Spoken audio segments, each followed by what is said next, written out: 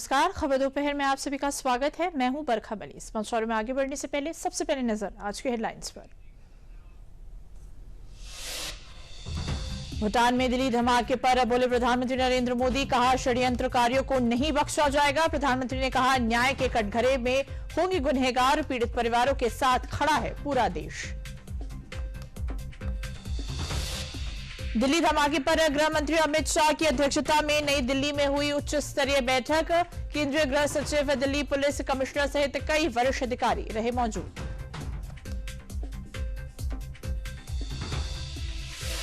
Delhi car धमाके की जांच तेज, सुरक्षा बलों की घेराबंदी में पूरा इलाका। लाल किला 3 दिन के लिए बंद। रक्षा मंत्री राजनाथ सिंह ने कहा दिल्ली धमाके के दोषियों की अब नहीं खैर। सुरक्षा के कड़े बंदोबस्त के बीच बिहार विधानसभा चुनाव के अंतिम चरण में 20 जिलों की 122 सीटों पर बम्पर वोटिंग जारी। सुबह 11 बजे तक 31.38% मतदान। और दिल्ली ब्लास्ट के बाद यूपी में सुरक्षा एजेंसी अलर्ट मोड पर। सीएम योगी के निर्देश के बाद डीजीपी ने दिए अधिकारियों को अलर्ट पर रहने के निर्देश। जगह जगह चल रहा सघन चेकिंग अभियान।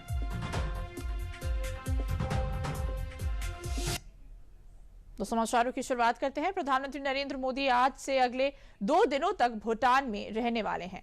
आज सुबह पीएम भूटान के थिम्फू एयरपोर्ट पर पहुंचे, जहां उनका भव्य स्वागत किया गया। पीएम के स्वागत के लिए भूटान के प्रधानमंत्री शेरिंग तोब्गे एयरपोर्ट पहुंचे।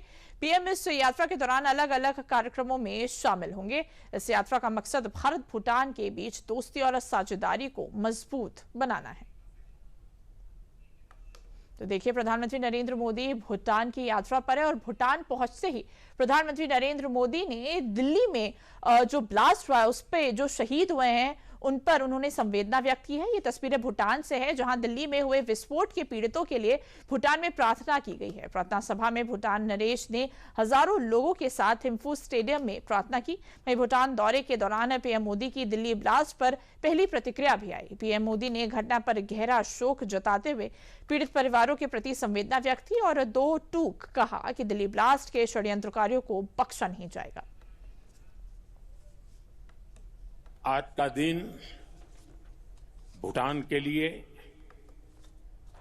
भूटान के राज परिवार के लिए और विश्व शांति में विश्वास रखने वाले सभी लोगों के लिए बहुत अहम है।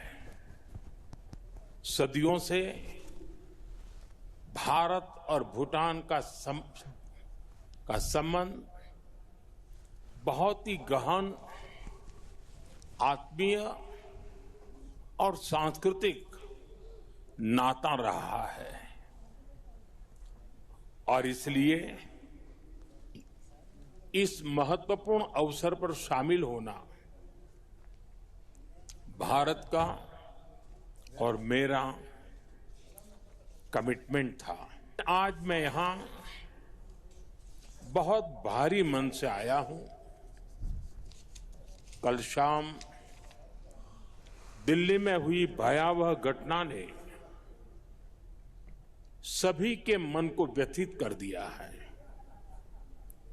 मैं पीड़ित परिवारों का दुख समझता हूं। आज पूरा देश उनके साथ खड़ा है। मैं कल रात भर इस घटना की जांच में जुटी सभी एजेंसियों के साथ, सभी महत्वपूर्ण लोगों के साथ संपर्क में था। हमारी एजेंसियां इस षड्यंत्र की तह तक जाएगी। इसके पीछे के षड्यंत्रकारियों को बख्शा नहीं जाएगा। All those responsible will be brought to justice. 10 नवंबर को दिल्ली में कार विस्फोट में 8 लोगों की मौत के बाद केंद्रीय गृह मंत्री अमित शाह ने आज अपने आवास पर एक उच्च स्तरीय सुरक्षा समीक्षा बैठक की अध्यक्षता की। बैठक में केंद्रीय गृह सचिव गोविंद मोहन, खुफिया ब्यूरो के निदेशक, राष्ट्रीय जांच एजेंसी के महानिदेशक और दिल्ली पुलिस आयुक्त समेत कई वरिष्ठ अधिकारी उपस्थित रहे। जम्मू कश्मीर के पुलिस महानिदेशक भी वर्चुअली बैठक में शामिल हुए।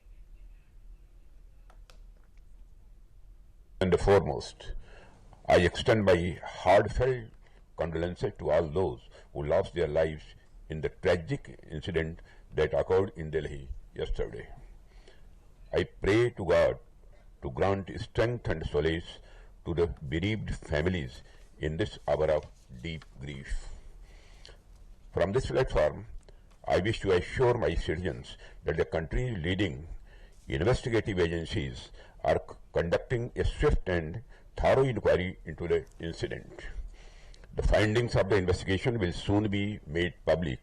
I want to formally assure the nation that those responsible for this tragedy will be brought to the justice and will not be spared under any circumstances. Delhi blast घटना के बाद एएसआई ने सुरक्षा कारणों से लाल किले को अगले 3 दिनों के लिए बंद करने का फैसला किया है। इस दौरान कोई पर्यटक या आम नागरिक परिसर में प्रवेश नहीं कर सकेगा। अधिकारियों का कहना है कि यह फैसला पूरी तरह एहतियातन लिया गया है ताकि जांच और सुरक्षा इंतजाम में कोई दिक्कत ना हो। अन्य सभी स्टेशन सामान्य रूप से संचालित हो रहे हैं। कल शाम दिल्ली के लाल किले के पास हुए धमाके के बाद लाल किले के पास आसपास के कई होटलों में पुलिस सर्च ऑपरेशन भी चला रही है। पिछले कई दिनों में लाल किले के आसपास किन किन लोगों ने चेक इन किया, पुलिस इसकी जानकारी जुटाने में लगी है। साथ ही पुलिस होटलों के मैनेजरों से भी पूछताछ कर रही है।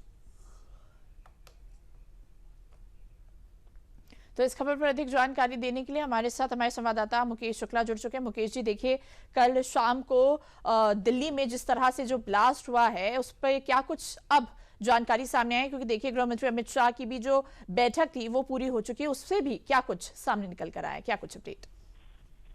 तो देखिए बरखा, जो एचएम के रेजिडेंस पर ये बैठक हुई थी, इसमें तमाम जो आला अधिकारी थे, डीजीपी जम्मू कश्मीर जो वर्चुअल जुड़े थे, एनआईए के चीफ थे, दिल्ली पुलिस कमिश्नर मौजूद थे, खुद होम सेक्रेटरी यहाँ पर मौजूद थे। तो तमाम लोगों से इनपुट लिए गए हैं कि इसके अंदर किस तरह का एंगल था और कौन कौन इसमें शामिल थे, क्योंकि एक बार पूरी की पूरी रिव्यू की जाती है सिचुएशन और उसके बाद ही आप कोई एक्शन मोड पे जा सकते हैं कि आपको एक्शन लेना है तो किसके खिलाफ लेना है। लेकिन जो दिल्ली में 6:52 पर यह दिल दहलाने वाला हादसा हुआ, इसकी आप शुरुआत देखिए, सुबह से ही चल रही थी। पहले आप फरीदाबाद में देखते हैं कि वहां पर 360 किलो आरडीएक्स और 2900 केजी जो है वो अमोनियम नाइट्रेट जो है वो रिकवर होता है। और इससे देखिए भूमिका किनकी आती है, अनंतनाग के मेडिकल कॉलेज के डॉक्टर्स हैं, उनकी भूमिका आती है जो वहां पर पढ़ा रहे थे, जिसमें शाहिना, शकील, आदिल को कल वहां से गिरफ्तार किया था। और अभी एक जो नई जानकारी निकल करके आ रही है उसमें एक महिला डॉक्टर का भी नाम आ रहा है जो लखनऊ से बिलोंग करती है, उसको भी जम्मू कश्मीर ने डिटेन किया है। मैं आपको बता दूं, उसको इस लेडी का नाम है डॉक्टर शाहिदा, ये लखनऊ की रहने वाली है, यहाँ पर पढ़ाती थी। और इनका भी इन पूरे के पूरे जो ये डॉक्टर गैंग है इनके साथ इनका संपर्क था। और उमर नाम का जो व्यक्ति था जो कल यहाँ पर गाड़ी के पास देखा गया था, बता रहे हैं कि इस बॉम्ब ब्लास्ट में शायद वो भी मारा गया है, उसकी भी भूमिका यहाँ पर संदिग्ध है और उसके भी एंगल को जांचा जा रहा है, उसके भाई से इंटरोगेशन किया जा रहा है। गाड़ियां देखिए, ये जो i20 कार है ये जो सलमान के नाम पे थी और कितनी जगह ये गाड़ी बेची जाती है, पहले देवेंद्र को बेची जाती है, फिर तारिक को बेची जाती है, तारिक का कलेक्शन पुलवामा से होता है। तो अब इन सारे एंगल्स को Delhi police, Haryana police, UP police मिल करके जो है वो तलाशी है। जम्मू कश्मीर लगातार इंटरोगेट कर रही है। पहले अहमदाबाद ने इनपुट दिया जम्मू कश्मीर को कि भाई इस तरह का व्यक्ति आपके यहाँ है, उसकी शिनाख्त पर उसको यहाँ लेकर के आते हैं और फिर आदिल नाम के व्यक्ति की गिरफ्तारी होती है, जहाँ से जखीरा पूरा का पूरा मिलता है। आरडीएक्स का कितना बड़ा धमाका करने की साजिश कर रहे थे आतंकवादी गतिविधि में जो ये शामिल थे। और इनका प्लान कुछ और था, लेकिन जो कोऑर्डिनेशन था कहीं ना कहीं कर्टेल करने में इंटेलिजेंस काम रही। लेकिन जाते जाते इन्होंने लाल किले के आसपास जब ये पूरा का पूरा हादसा किया तो यहाँ पर जो माहौल था, कल जो बता रहे हैं प्रत्यक्षदर्शी की, आग की लपटें इतनी ज्यादा थी कि जो उसकी चपेट में आया या तो उसने अपनी जान गंवाई या वो झुलस गया। और धमाका भी बहुत ज्यादा तेज था जिससे डैमेज काफी हुआ, लोगों की जाने गई, उनके शरीर को बहुत नुकसान पहुंचा। और साथ ही बरका एक और बताऊं, पूरा का पूरा रूट मैप आ गया है इस गाड़ी का कि ये गाड़ी कहाँ से निकलती है, क्योंकि ये गाड़ी बड़ी इंपॉर्टेंट है I-20 कार। ये सुबह 7 बजे बताया जा रहा है कि फरीदाबाद के एशियन अस्पताल से निकलती है। उसके बाद 8:13 पे भगतपुर पे पहुंचती है टोल पे, जहां पर इसको वहां पर देखा गया। इसकी फुटेज भी हमने सुबह चलाई थी एक्सक्लूसिव। 8:20 कोकला इंडस्ट्रियल एरिया में पेट्रोल पंप के आसपास दिखती है। 3:15-3:20 के आसपास ये पहुंचती है लाल किला की पार्किंग और वहां पर ये 3 घंटे तक रहती है। 6:22 पे इस गाड़ी को फिर यहाँ से निकाला जाता है और उसके ठीक 24 मिनट बाद इस गाड़ी में धमाका हो जाता है। यानी आप देखिए पूरा रूट मैप निकाला है, 200 से ज्यादा सीसीटीवी कैमरे वो खंगाले गए हैं। और अभी जिस रोड पे मैं खड़ा हूँ, ये पूरा का पूरा रोड जो है ये आगे तरफ जाता है। आगे बहुत ज्यादा बैरिकेडिंग की गई है, आने जाने की पाबंदी है, क्योंकि बिजी रोड है, काफी बिजी, क्योंकि पूरा हिंदुस्तान यहाँ से खरीदारी करता है। चांदनी चौक, मोबाइल मार्केट, यहाँ पर भागीरथ पैलेस की बिजली मार्केट, तो काफी ज्यादा यहाँ वॉल्यूम था लोगों का। ऐसे में कोशिश थी कि ये बड़े धमाके में और ज्यादा नुकसान किया जा सके। जितना उनको मंसूबा था उन्होंने उतना डैमेज किया। इसमें 8 लोगों के अभी तक मरने की खबर है और 28 के आसपास जो है वो गंभीर रूप से जिसमें घायल है। 3 की हालत थोड़ी नाजुक बताई जा रही है। लेकिन अभी जो है Delhi police, NIA, NSG, FSL की टीम जो लगातार इनसे यहाँ पर जांच कर रही है, सबूत जुटा रही है। पूरी रात उन्होंने यहाँ पर सबूत जुटाया और इन्होंने रिक्वेस्ट करी है जम्मू कश्मीर और हरियाणा पुलिस से कि आपने जो भी रिकवरी करी थी मॉर्निंग में, उनके सैंपल्स हमें दीजिए, RDX वो, चाहे वो आपके रासायनिक जो भी उसमें आपको केमिकल मिले थे, सो दैट वो उसको कंपेयर कर पाए कि क्या उन्हीं तरह का जो एलिमेंट था वो यहाँ यूज किया गया ब्लास्ट के दौरान, उन्हीं चीजों का इस्तेमाल यहाँ पर किया गया। इससे FSL अपनी जांच की रिपोर्ट को आगे बढ़ाने में थोड़ी सी कामयाब होगी और अच्छे से वो एक रिपोर्ट पेश कर पाएगी। लेकिन अगर इसमें किसी भी तरह का आतंकवादी हमला निकल करके आता तो मेरे को लगता नहीं है कि हिंदुस्तान किसी तरह से बख्शने के मूड में होगा। ऑपरेशन सिंदूर लोगों ने देखा है, आगे भी एक बड़ा ऑपरेशन देखने को मिलेगा। बिल्कुल मुकेश, कहने के हम ये कह सकते हैं कि जांच एजेंसी जो ये गाड़ी है उसकी ट्रेसिंग को लेकर लगातार जो जांच पड़ताल है वो कर रही है और अगले 24 घंटे इस केस को लेकर बहुत महत्वपूर्ण माने जा सकते हैं। मुकेश, इन तमाम जानकारियों के लिए आपका बहुत बहुत धन्यवाद। तो समाचार में आगे बढ़ते हैं। दिल्ली पुलिस धमाके में इस्तेमाल कार के मालिक के रजिस्टर्ड पते पर हरियाणा पहुंची। आरोपी सलमान 2016 से 2020 तक इसी पते पर किराए के फ्लैट में रहता था। किराए के फ्लैट के मालिक के मुताबिक गाड़ी उनके पते पर पंजीकृत तो है, लेकिन आरोपी सलमान ने गाड़ी के स्वामित्व का हस्तांतरण नहीं किया है। दिल्ली धमाके में 8 लोगों की मौत हो चुकी है। दिल्ली पुलिस के अनुसार 6 शवों की शिनाख्त की जा चुकी है, हालांकि 2 शवों की शिनाख्त होना अभी बाकी है। विस्फोट में अमरोहा के 2 लोगों की मौत हो गई है। इनमें एक व्यक्ति जिले के हसनपुर निवासी खाद्य विक्रेता है, जबकि दूसरा व्यक्ति जिले के मंगरौला निवासी है, जो कि DTC बस पर परिचालक कर्मी के रूप में काम करता था और पत्नी व 3 बच्चों के साथ दिल्ली ही रहता था। दोनों ही आपस में दोस्त थे और कार में घूमते फिरते निकलते थे। इनमें एक व्यक्ति का नाम लोकेश अग्रवाल जबकि दूसरे व्यक्ति अशोक कुमार है। दोनों की मौत का समाचार मिलने से परिजनों में कोहराम मच गया है। आज सुबह दोनों व्यक्तियों के शव अमरोहा उनके परिजनों को सौंप दिए गए। शव पहुंचने पर परिजनों ने शवों को सड़क पर रखकर जाम लगा दिया। उपजिलाधिकारी व पुलिस क्षेत्राधिकारी ने समझा बुझाकर जाम खुलवाया। उसके बाद परिजन शवों को अंतिम संस्कार के लिए मान गए हैं। कल देर शाम को दिल्ली में लाल किले के सामने एक भीषण हादसा हुआ था, जिसमें कार में पार्किंग में लगी हुई कार में ब्लास्ट हुआ था और उसके आसपास की भी जो व्हीकल्स हैं वो जल गई थी। उसमें अमरोहा के भी 2 लोगों के क्षतिग्रस्त और मृतक होने की सूचना मिली थी, जिनकी बॉडीज भी सुबह आ गई हैं। एक लोकेश सिंगल हैं, पुत्र ओम प्रकाश सिंगल, थाना हसनपुर से, और दूसरे हैं अशोक मंगरौला गांव, तहसील हसनपुर से। काफ़ी दुखद न्यूज़ है और हम लोग पूरी उनकी मदद करेंगे। दिल्ली में लाल किले के पास कल शाम कार में हुए जोरदार धमाके के बाद लखनऊ समेत यूपी के सभी जिलों में हाई अलर्ट जारी कर दिया गया है। सीएम योगी ने अफसरों को निर्देश देकर सतर्कता बरतने के निर्देश दिए हैं। साथ ही आला अधिकारियों को फील्ड में उतरकर निरीक्षण एवं पेट्रोलिंग करने के भी निर्देश दिए गए हैं। हर जिले में चेकिंग अभियान चल रहा है। लखनऊ के हजरतगंज में छोटे बड़े वाहनों में चेकिंग अभियान चलाया गया। देखिए, दिल्ली में जो इंसिडेंट हुआ है उसको लेके लगातार शाम से ही पूरी लखनऊ जनपद को हाई अलर्ट पर रखा गया है और हम लोग पूरे जोन में लगातार चेकिंग का अभियान चला रहे हैं। और जो भी स्ट्रेटेजिक लोकेशंस हैं, पार्किंग के प्लेसेस हैं, मॉल तथा अन्य भी जितने भी स्ट्रेटेजिक लोकेशंस हैं, साथ में व्हीकल्स का आदि का सबका हम लोग चेकिंग कर रहे हैं। साथ ही आमजन को भी बता रहे हैं कि किसी भी तरह का कोई भी र्यूमर का शिकार न हो। कहीं कोई संदिग्ध व्यक्ति या वस्तु दिखता है तो तत्काल पुलिस को सूचना दें। जरिए 112 भी दे सकते हैं। अपने नज़दीकी चौकी या थाने पे भी उसकी सूचना दी जा सकती है। हमें भी कॉल किया जा सकता है। और साथ ही साथ हम लोग सोशल मीडिया को लगातार मॉनिटर कर रहे हैं और आपके जरिए ये भी बताना चाहते हैं कि सोशल मीडिया के थ्रू कोई भी र्यूमर न फैलाया जाए। और हम लोग पूरी तरह से आश्वस्त करते हैं लखनऊ की जनता को, अपने जोन की जनता को, हम लोग पूरी तरह से उनकी सुरक्षा को कायम रखेंगे। वहीं दिल्ली में हुए ब्लास्ट के बाद उत्तर प्रदेश में सुरक्षा व्यवस्था को लेकर अलर्ट जारी कर दिया गया है।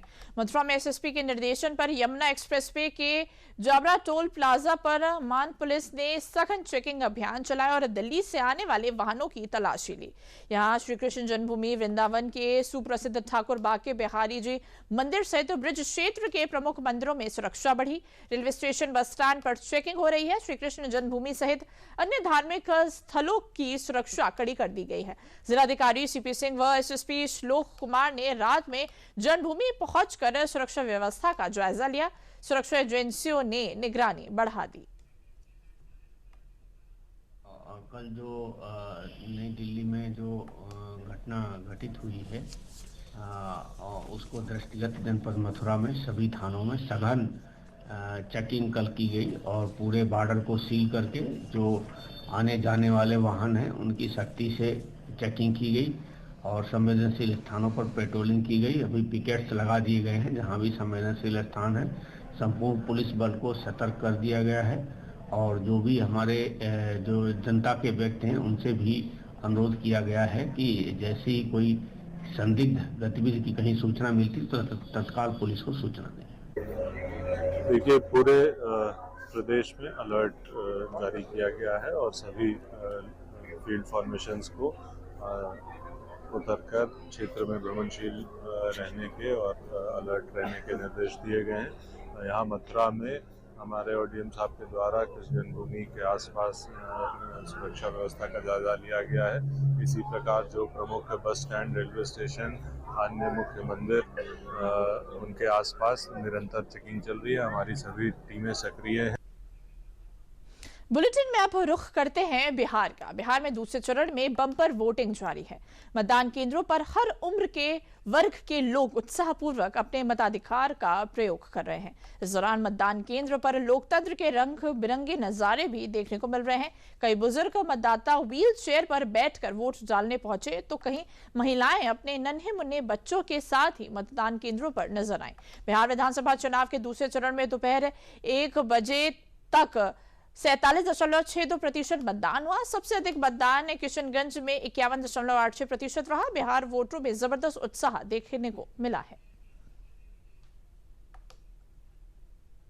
तो देखिए, ये 3 तस्वीरें आप देख सकते हैं कि किस तरह से दूसरे चरण को लेकर बिहार में जो वोट है वो डाले गए हैं। केंद्रीय मंत्री सतीश चंद्र ने वोट डाला, वहीं भाजपा सांसद संजय जायसवाल ने भी वोट डाला, वहीं कृष्ण नंदन पासवान ने भी मतदान किया। तो देखिए, ये वो बड़े चेहरे जिन्होंने दूसरे चरण में जो अपने मत का उपयोग किया है और अब वोट डालने भी पहुंचे हैं। तो ये 3 बड़ी तस्वीरें आप देख सकते हैं।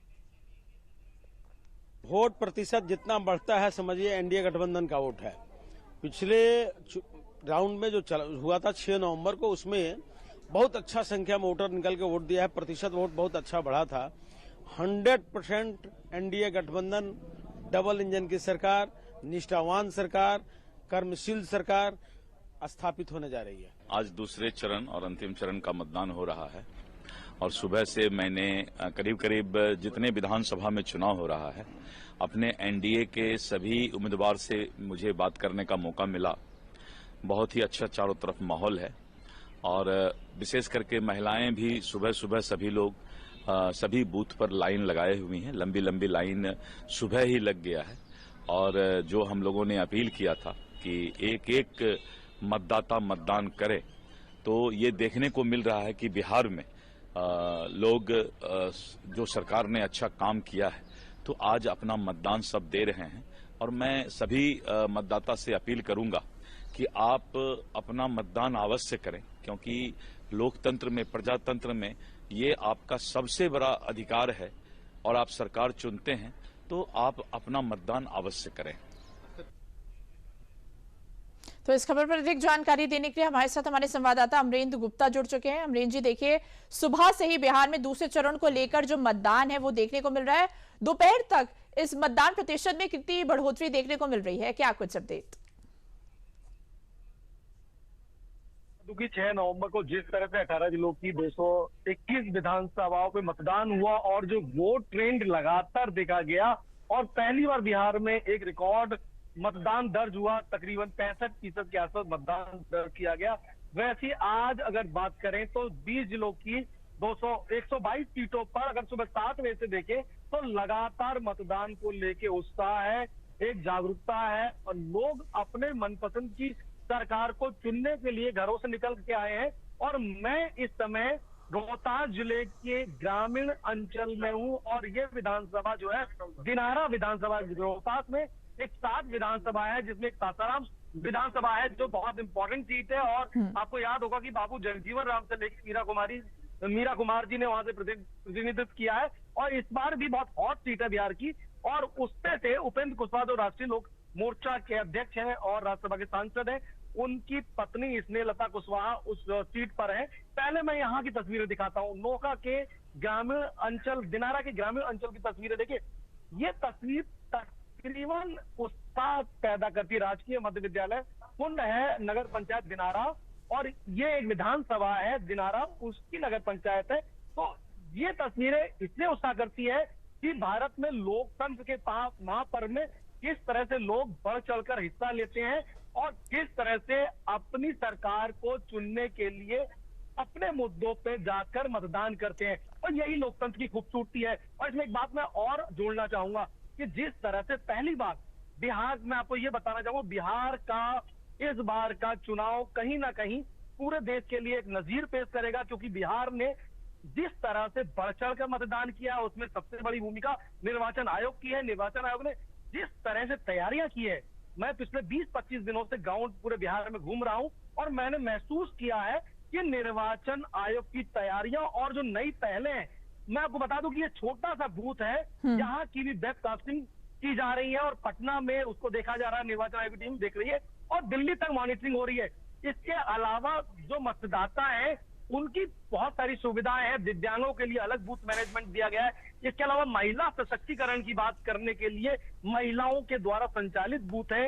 इसके अलावा जो सबसे बड़ा फैक्टर है, मैं आपको बताऊं कि बिहार में जो इस बार का जो फैक्टर होगा वो महिला होगा जी।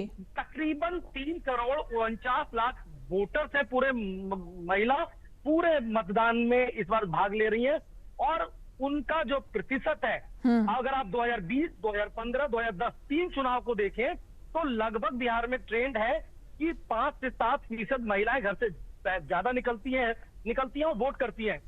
और तीनों का अगर आकलन देखें तो 112 सीटों का 2020 का जो आकलन है वो ये कहता है कि जिन सीटों पर महिलाओं ने ज्यादा वोट दिया है, ज्यादा संख्या में वोट किया है, वहां एनडीए ने ज्यादा प्रचंड बहुमत प्राप्त किया है। और जिस सीटों पे पुरुषों ने वोट किया है वहां पर महागठबंधन की सीटें ज्यादा मजबूत हुई है। लेकिन पूरा जो ये सिनेरियो ये तय करेगा, क्योंकि ये पूरा जो एरिया जो है कैमूर, भभुआ या आप करें मगध की बात करें तो ये इस फेज में है और इस फेज में मतदान और मतदान के प्रतिशत को देख के ये कहा जा सकता है कि ये पूरा क्षेत्र जो है आने वाले समय में किसको सत्ता की चाबी मिलेगी, कौन अपनी सरकार बनाने में सक्षम होगा, इस बात की जरूर पटकथा लिखेगा। लेकिन कुल मिलाकर कहें तो बेहतरी शांतिपूर्ण तरीके से मतदान हुआ है और अभी चल रहा है इससे पहले आपने सुना होगा बिहार में बहुत छोटी छुटपुट घटनाएं भी होती थी। अभी तक पहले चरण और दूसरे चरण में किसी तरह की कोई बाधा नहीं हुई है। बहुत ही शांति तरीके से मतदान संपन्न हुआ। सुरक्षा की बात करें तो इस बार विशेष इंतजाम किए गए पूरे बिहार के बूथों पे। 3 लेयर की सुरक्षा है। तो पहली लेयर पैरा मिलिट्री फोर्सेज है। बिल्कुल अमरींद्र, अभी आपने जो तस्वीरें भी दिखाई है उसमें भी ये साफ तौर पर नजर आ रहा है कि महिलाओं की भागीदारी इस बार चुनाव में बहुत ज्यादा रही और कहीं ना कहीं इस बार बिहार विधानसभा चुनाव में महिलाओं की भूमिका को बेहद अहम भी माना जा रहा है। इन तमाम जानकारियों के लिए आपका बहुत बहुत धन्यवाद। समाचार में आगे बढ़ते हैं। संगम तट पर जनवरी 2026 में आयोजित होने वाले माघ मेले को लेकर पुलिस विभाग ने भी अपनी तैयारियां शुरू कर दी हैं। सोमवार को माघ मेले में पुलिस विभाग के शिविर स्थापना और माघ मेले के निर्विघ्न संपन्न होने की कामना को लेकर भूमि पूजन किया गया। त्रिवेणी मार्ग पर पुलिस लाइन की स्थापना के लिए पुलिस कमिश्नर जोगेंद्र कुमार और पुलिस के अन्य आला अधिकारियों ने भूमि पूजन किया। परंपरा के मुताबिक भूमि पूजन के साथ ही पुलिस विभाग के ध्वज का भी पूजन किया गया। आज माघ मेला 2025 का शुभारंभ के लिए हम लोगों ने यहाँ पे भूमि पूजन किया है पुलिस विभाग की तरफ से। और इस समय जो हमारी तैयारियां शुरू हो गई है माघ मेला की, पुलिस विभाग की तरफ से आज से शुरू हो गई है। आज भूमि पूजन था और इसके उपरांत इस बार जो है 17 पुलिस थाने बनाए जाएंगे इस बार और 40 पुलिस चौकियां बनाई जाएगी। इस बार ATS और अन्य जो एजेंसियां हैं, BDDS टीम्स है हमारी, और जितनी भी टीम्स पुलिस विभाग की होती है वो सब लगेगी। पर्याप्त सुरक्षा व्यवस्था रहेगी और पिछली बार के माघ मेलों की अपेक्षा इस बार संभावना है कि भीड़ ज़्यादा होगी। माघ मकर गति रब जब होई तीरथ पतंगाव सब कोई देव दनुज की नर नर श्रेणी सादर मजय सकल त्रिवेणी। उस माघ माह के बारे में हम क्या कल्पनाएं कर सकते हैं, लेकिन हमारे ऋषि मुनियों की ये परंपरा है कि हर वर्ष यहाँ माघ में हमें यहाँ कल्पवास मनाया जाता है, जिस माघ माह के लिए देवता दनुज किन्नर नर श्रेणी इत्यादि सभी प्रयागराज में आकर यहाँ 1 महीना साधना करते हैं। आगरा में भारत रत्न लौह पुरुष सरदार वल्लभ भाई पटेल की 150वीं जयंती के उपलक्ष्य में कार्यक्रमों की श्रृंखला में रन फॉर यूनिटी मार्च देशभक्ति और एकता के संदेश के साथ बड़े ही हर्षोल्लास के साथ डॉक्टर भीमराव अंबेडकर विश्वविद्यालय पालीवाल पार्क से प्रारंभ होकर शहीद स्मारक संजय प्लेस तक निकाला गया। कार्यक्रम का शुभारंभ केंद्रीय राज्य मंत्री professor SP Singh Baghel, doctor Bhimrao Ambedkar विश्वविद्यालय की कुलपति डॉक्टर आशुरानी और जिलाधिकारी अरविंद मल्लप्पा बंगारी ने सरदार वल्लभ भाई पटेल के चित्र पर माल्यार्पण कर किया गया। कार्यक्रम में एकता, अखंडता और नशा मुक्त भारत की सभी को शपथ दिलाई गई। केंद्रीय राज्य मंत्री प्रोफेसर SP सिंह बघेल ने कहा कि सरदार वल्लभ भाई पटेल ने आजादी मिलने के बाद रियासतों का विलय कराकर अखंड भारत की परिकल्पना की और कठिन असंभव कार्य संपादित किया। इस वर्ष सरदार पटेल की जन्म जयंती के 150 साल पूरे होने पर देश के यशस्वी प्रधानमंत्री नरेंद्र मोदी द्वारा तमाम विभागों को, पार्टीज को, सरकार को, तमाम NGO सोसाइटी ट्रस्ट को ये कहा गया है कि सरदार पटेल की जन्म जयंती पर पद यात्राएं निकाली जाए। ऐसी 3 पद यात्राओं की रचना की गई है। भारतीय जनता पार्टी का मंडल स्तर से लेके और जिले स्तर पर भी विभिन्न पद यात्राएं जो 9 किलोमीटर लंबी होगी वो भी की जाएगी। आजमगढ़ जिले में चल रहे विशेष गण पुनरीक्षण अभियान के तहत 15 BLO के खिलाफ मुकदमा दर्ज किया गया है। ये कार्रवाई उन BLO के खिलाफ की गई है जिन्होंने निर्वाचन आयोग के निर्देशों की अवहेलना की और पुनरीक्षण कार्य सही तरीके से नहीं किया। इसके कारण निर्वाचन नामावली की शुद्धता प्रभावित हो गई थी। जिला निर्वाचन अधिकारी रविंद्र कुमार ने इन BLO के खिलाफ विभागीय कार्यवाही के आदेश दिए हैं। इनमें अतरौलिया विधानसभा क्षेत्र के 6, दीदारगंज के 3, लालगंज के 2, आजमगढ़ के 2 और गोपालपुर तथा मुबारकपुर विधानसभा क्षेत्र के 1-1 BLO शामिल हैं। जनपद आजमगढ़ में माननीय भारत निर्वाचन आयोग के निर्देशानुसार विशेष प्रगाढ़ पुनरीक्षण 2026 का कार्यक्रम चलाया जा रहा है, जिसमें अर्हता तिथि 1 जनवरी 2026 के अनुसार जिन वोटर का नाम वोटर लिस्ट में है उनके गणना पत्रक मुद्रित करा करके BLO के माध्यम से घर घर वितरित कराए जा रहे हैं। और उसमें जो वोटर है उसको अपना डिटेल या अपने परिवार का डिटेल, जो उसके माता पिता या दादी दादा इस तरह के लोग हैं, उनका 2003 की वोटर लिस्ट का डिटेल देना है। और इस फॉर्म को अभी 4 दिसंबर 2025 तक सबमिट करने के लिए कहा गया है। तो जब ये फॉर्म सबमिट हो जाएगा उसके आधार पर एक आलेख प्रकाशन होगा, ड्राफ्ट लिस्ट का पब्लिकेशन किया जाएगा और वो सभी राजनीतिक दलों को दी जाएगी। जनसामान्य के अवलोकन के लिए वो बूथ पर रखी जाएगी और वेबसाइट पर भी प्रकाशित की जाएगी। उस पर दावे आपत्ति आमंत्रित किए जाएंगे और इन दावे आपत्तियों के क्रम में फिर फाइनल। तो समाचारों में अभी के लिए बस इतना ही। मुझे दीजिए इजाजत। नमस्कार।